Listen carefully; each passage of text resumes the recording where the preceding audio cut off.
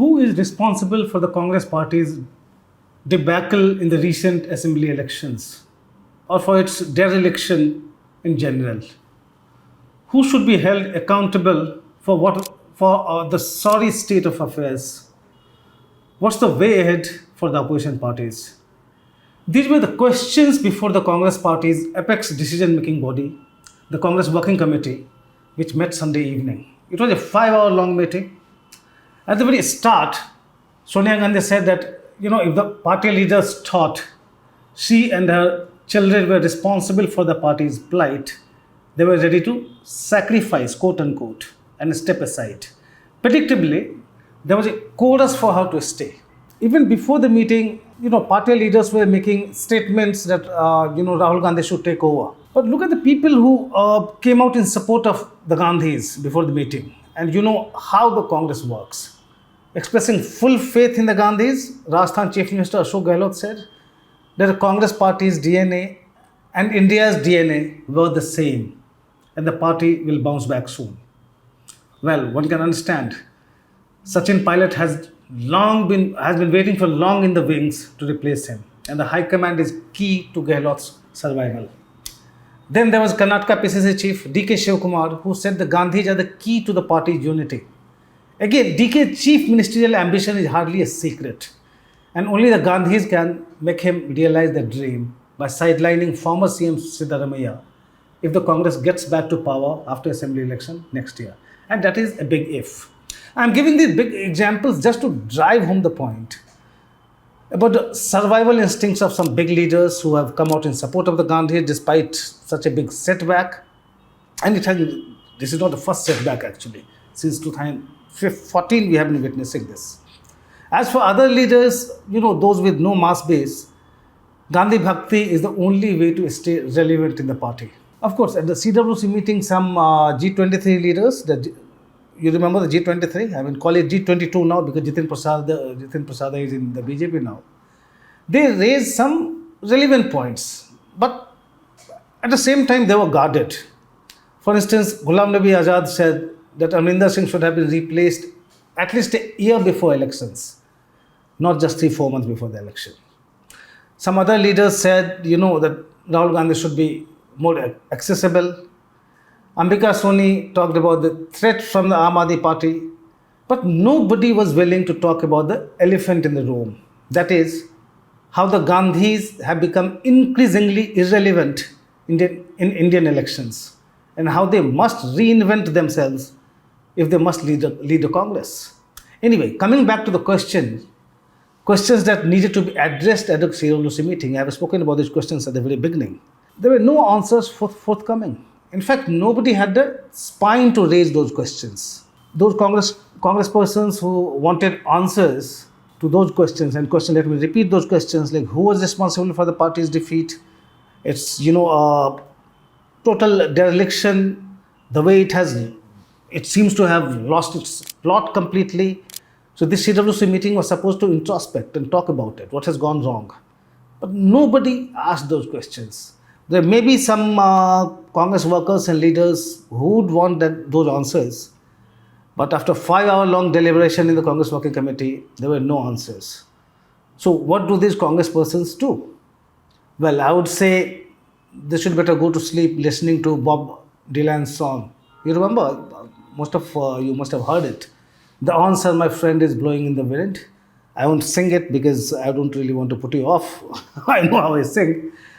But anyway, this was what struck my mind as I was, on Sunday evening when I was thinking about what those Congresspersons would be thinking, what the G23 would be thinking, looking at how the CWC has been able to, kind of bury everything under the carpet. And this is the song that struck me. The answer, my friend, is blowing in the wind. There are no answers forthcoming. Sonia Gandhi saying that her family was willing to sacrifice reminded you of Rahul Gandhi's resignation letter. You remember he had tweeted it in after 2019 Lok Sabha debacle again.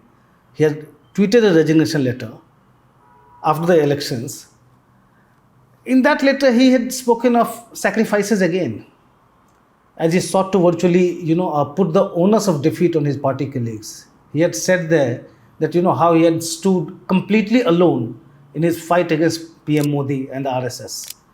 The unsaid message was, according to me, what Rahul Gandhi said then and what happened in the CWC meeting and what Sonia Gandhi said. The message, according to me, was, if the Gandhi family has sacrificed so much, shouldn't the Congress also sacrifice itself for the family? Fair enough. Only that the Congress leaders talks about past sacrifices and glories don't really seem to impress the voters anymore. If the Gandhis aren't responsible for the Congress's existential crisis, who is? The clue to this answer lies in the CWC statement that was released after the meeting.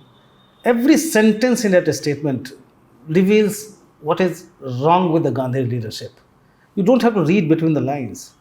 There were 7 sentences in that statement.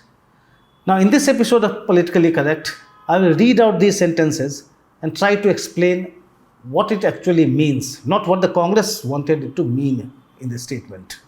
So here goes the first sentence, and I am reading it from here, quote unquote, the recent assembly election results of 5 states are a cause of serious concern for the Indian National Congress. Now look at the sentence. So what is the meaning of this? Is it that the opposition party's concern is limited to the recent assembly elections?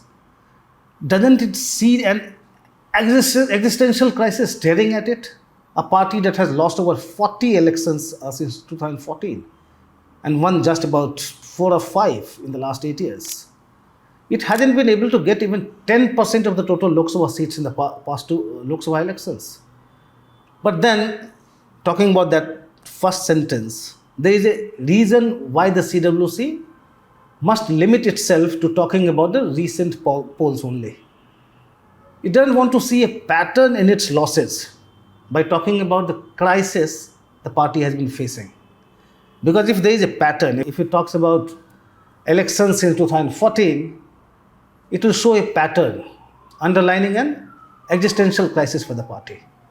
It would expose the leadership's follies, its incapability, unacceptability, and lack of accountability. And that's why you see the CWC statement limiting itself to just last round of elections. Now I'll come to the second sentence of the CWC statement. It says, again, quote unquote, it's a big long one, so please bear with me. The second sentence says, the party accepts that due to shortcomings in our strategy, we could not effectively expose the misrule of BJP state governments in 4 states. And we could not overcome the anti-incumbency in the state of Punjab in the short time after effecting a change of leadership. It's a bit long one, but anyway, look at the way the CWC statement or this sentence is seeking to justify the Gandhis, I would say, reckless use of authority that not only cost the party Punjab polls, but also propped up the Aam Aadmi Party as a possible national alternative. The CWC would have the people believe that the Gandhis did their best to beat anti-incumbency against Amrinder Singh in Punjab by ousting him. So Amrinder Singh must be blamed for the Punjab debacle and the Gandhis congratulated on, even trying to beat that anti-incumbency. What do you say? I would say, wake up Sid, smell the coffee. Now I'll come to the third sentence in the CWC statement. Congress party represents the hopes of millions of Indians against political authoritarianism prevailing in the country today. And the party is fully conscious of its immense responsibility. Well, where are those millions voting against political authoritarianism that the CWC statement talks about? If the Congress was fighting against that in UP, for instance, look at the results. Congress has got 2.33% votes and just 2 seats out of 399 that it contested. That was this year. It's down from 6.2% and 7 seats out of 114 it contested in 2017. So where are the millions coming out? What the statement is talking about? It says the Congress is fully conscious of its immense responsibility. Really? How? I really wonder. Now I'm coming to the fourth sentence. Now the fourth sentence expresses its gratitude to Congress workers and leaders across 5 states, quote unquote, who worked tirelessly for the party and its candidates. Well, the CWC might want to send a few teams to villages and find out how many Congress workers and leaders visited the people to explain their party's policies and programs and what they intend to do. I mean, when it is talking about their tireless work, I mean, it's so rhetorical because we have been traveling. We travel to almost every state and we did not really see the Congress on the ground, no Congress worker. But then, the rhetoric goes that the party is thanking all of them. Anyway, let me come to the fifth sentence from the CWC statement. It says, quote unquote, while humbly accepting the electoral verdict of the latest round of assembly elections, the Congress party assures its workers and the people of India that it will continue to remain a vigilant and vibrant opposition. One could understand if the party promised to become a vibrant opposition. But to say that it will continue to remain, I mean, that's really amusing. I won't say much about this sentence. Now I'm come to the sixth sentence. It goes like, the Congress party will be fully prepared to face the electoral challenges in the election going states in 2022 and 2023, as well as in the Lok Sabha elections 2024. Well, now that the Congress is likely to be led by Rahul Gandhi from August-September, they have elections scheduled in August-September. One may look at his commitments in the past because it is talking about, how the party will be fully prepared to face the electoral challenges. So I'm just taking you back a few years. It was in December 2013, after the Congress lost in Delhi, Rajasthan, Madhya Pradesh and Chhattisgarh.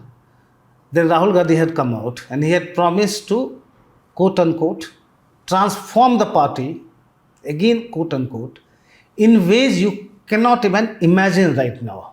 Well, we were pretty amused to listen to that, but looking at his confidence then and the assertion, we were really looking forward to what the Congress was going to do. We didn't really see anything coming in the past 8 years. There is always next time, of course. Now I'll come to the last sentence, the seventh sentence in fact. The CWC unanimously reaffirms its faith in the leadership of Srimati Sonia Gandhi. That's okay. And requests the Congress president to lead from the front, address the organizational weaknesses, effect necessary and comprehensive organizational changes in order to take on the political challenges. Now, it's probably this last sentence that offers a glimpse of what may be playing on the Congress leaders' minds. They want Sonia Gandhi to, quote unquote, lead from the front now. I would call it a Freudian slip. It's virtually an expression of, disapproval of Rahul Gandhi's backseat driving. They're talking about, or they're requesting Sonia Gandhi to lead from the front, basically telling her that she wasn't doing that. Of course, she was not doing that, it was Rahul Gandhi. But still, putting that sentence in the CWC statement is very interesting. Yet, CWC members can't but request Rahul Gandhi to take over. Read the CWC statement again and again. And you may find the answer to the first question about who is responsible for the Congress's state of affairs today. It can't be the Congress workers and leaders because the CWC is thanking them for their quote unquote, tireless work. It must be the voters then, no? If only they realize their mistake of abandoning the Congress and voting for other parties, the Congress wouldn't need to hold a Chintan Shivir or brainstorming session for introspection, as it is planning to do after this parliament session. And when they meet for this Chintan Shivir, rest assured, they won't see the elephant in the room. The fact that the Gandhi family may be indispensable to the Congress, but voters have got their options. That's all from me in this episode of Politically Correct. Thanks for watching.